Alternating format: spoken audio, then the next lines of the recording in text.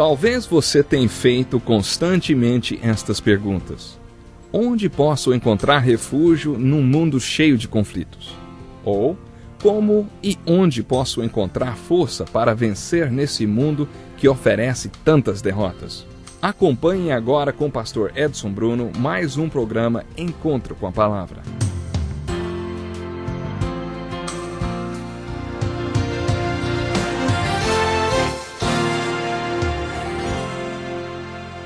Seja bem-vindo.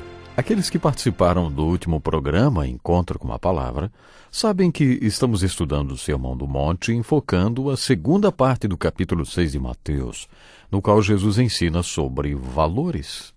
Hoje falaremos de um valor que envolve agir com convicção e com coragem para agradar ao Senhor. Nos versículos 22 e 23, Jesus disse: "Os olhos são a candeia do corpo. Se os seus olhos forem bons, todo o seu corpo será cheio de luz. Mas se os seus olhos forem maus, todo o seu corpo será cheio de trevas. Portanto, se a luz que está dentro de você são trevas, que tremendas trevas são." Como já dissemos, os olhos representam a mente. Se os olhos representam a mente e a perspectiva de vida que a pessoa tem, Jesus está dizendo o seguinte: nesta vida você pode ter um corpo cheio de luz ou um corpo cheio de trevas. Em outras palavras, você pode ter uma vida muito feliz ou o oposto, uma vida deprimente e triste. Vai depender de como você vê as coisas, de como você enxerga a vida, da sua perspectiva de vida ou dos seus valores. Jesus está ensinando outra lição muito importante. Se você tiver a perspectiva correta da vida, se você enxergar a vida da maneira correta, você pode ser feliz. Mas se sua perspectiva não for a correta, sua vida pode se encher de trevas. E como essa escuridão pode ser grande? A infelicidade e o potencial para a infelicidade é incalculável quando não se tem a perspectiva correta de vida. Este é um fato muito importante. As pessoas agem e gastam seu dinheiro, tempo e energia de acordo com a perspectiva de vida que têm. Esta é uma verdade sobre valores muito importante. E agora, mais uma vez, quero acrescentar um comentário sobre os cristãos. Existem muitos cristãos enfrentando um sério problema. Na verdade, acho que esse é o problema que os pastores mais enfrentam. Eu o chamo de esquizofrenia espiritual. O esquizofrênico é aquele que não tem uma visão única das coisas, é aquela pessoa que tem visão dupla. Comentamos sobre a letra de uma música que diz: "Destaque o positivo, elimine o negativo, nada de ficar em cima do muro." Em várias passagens a Bíblia ensina que a pessoa que fica em cima do muro é infeliz. No livro do Apocalipse, encontramos as seguintes palavras de Jesus para a igreja de Laodiceia: "Assim, porque você é morno, não é frio nem quente, estou a ponto de vomitá-lo da minha boca." Por este versículo podemos dizer que não podemos ser do tipo de pessoa que fica em cima do muro. A afirmação de Jesus no versículo 24 levanta outra pergunta sobre valores. Primeiro, vamos ler o texto bíblico. Ninguém pode servir a dois senhores, pois odiará um e amará o outro, ou se dedicará a um e desprezará o outro. Vocês não podem servir a Deus e ao dinheiro. A pergunta que eu quero fazer é a seguinte: a quem ou a que você serve todos os dias? Ou com quem estão firmadas as suas alianças? Isso tem a ver com os versículos 22 e 23, nos quais os fatos são expostos.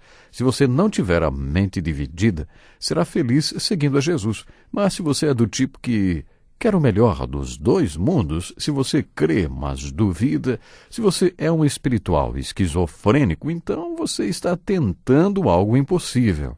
Jesus pediu entrega total. Qualquer coisa menor que isso leva à infelicidade. Uma vez ouvi a palestra de um psicólogo não cristão sobre os compartimentos de lógica.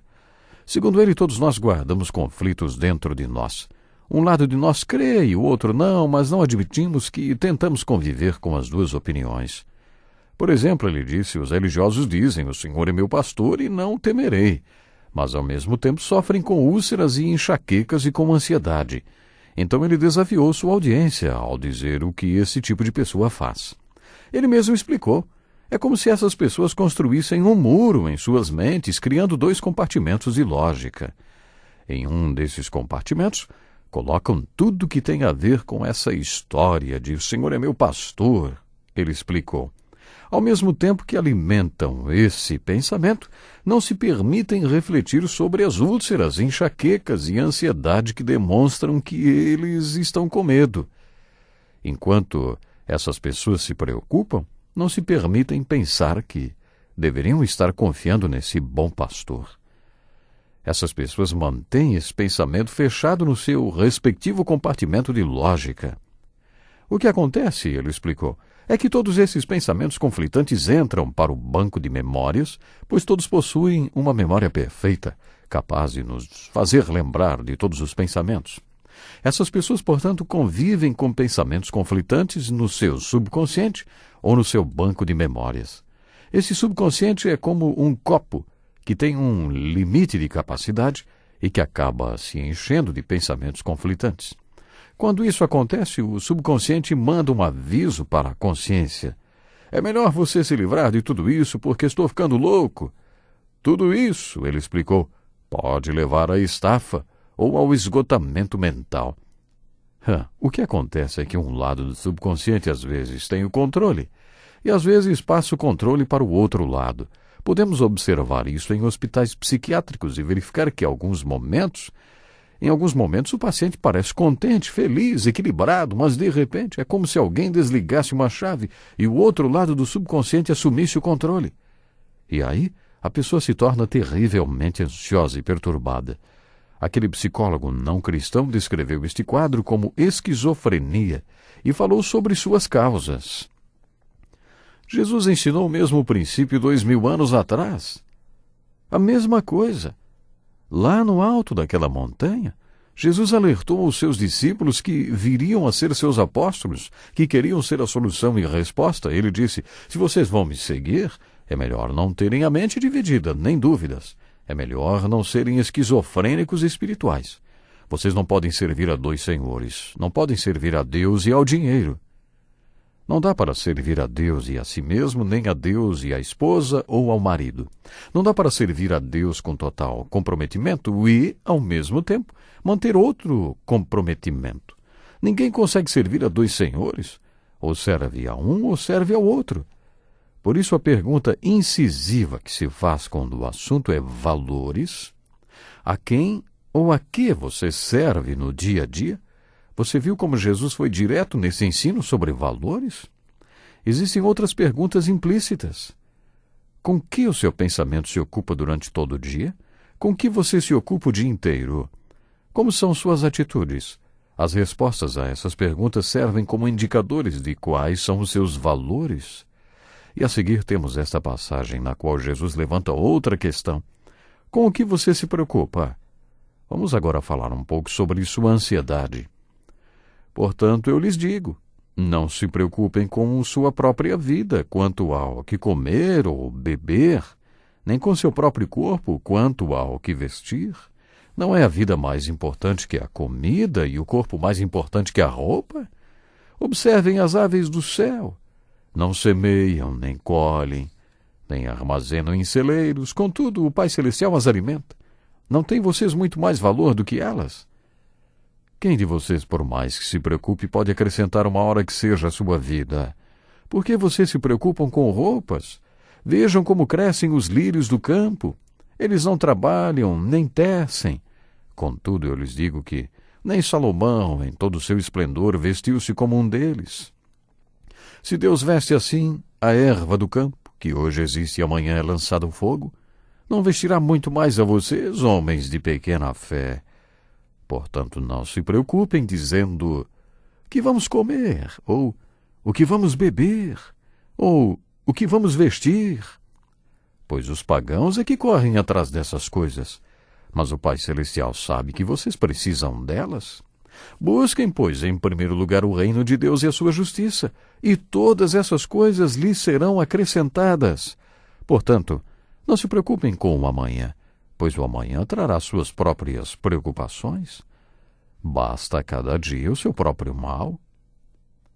Esta é a pergunta que Jesus levanta. no que você pensa durante o dia.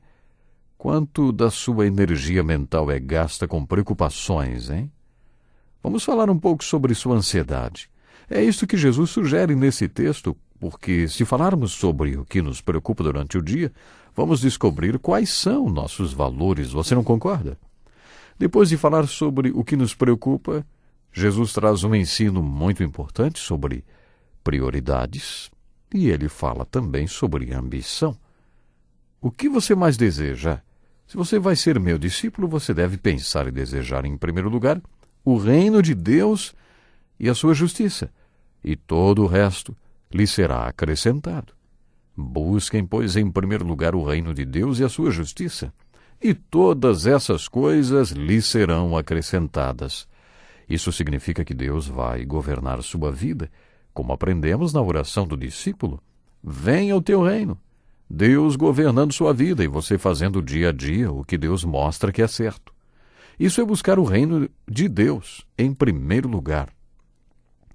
Imagine suas prioridades como aquele quadro de alvos onde atiramos dardos, vários círculos e no meio deles o círculo que você deve acertar.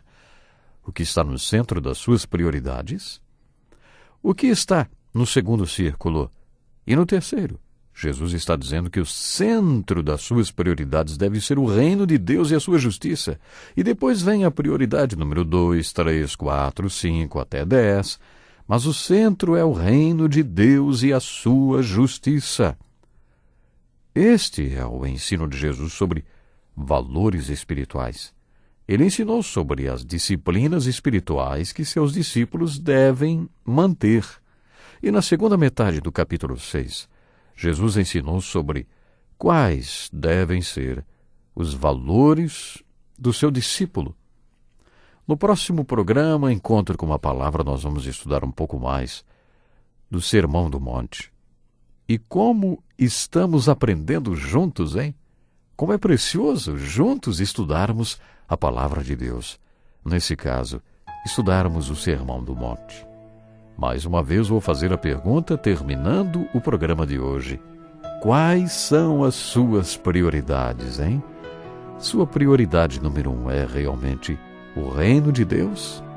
Não esqueça, se sua prioridade número 1 for o reino de Deus, todas as demais coisas serão acrescentadas. E as bênçãos são infindáveis.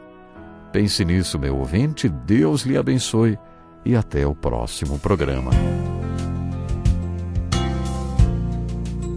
Que lição importantíssima. Obrigado, Pastor Edson Bruno. Prezado ouvinte, coloque em prática o que você ouviu aqui. Sem dúvida, sua vida será grandemente abençoada. Este é um estudo escrito pelo Dr. Dick Woodward, na voz do Pastor Edson Bruno. Escreva-nos e solicite o material. Nosso endereço é Encontro com a Palavra, Caixa Postal 2011, CEP 89201-970, Joinville, Santa Catarina. Até o nosso próximo Encontro com a Palavra.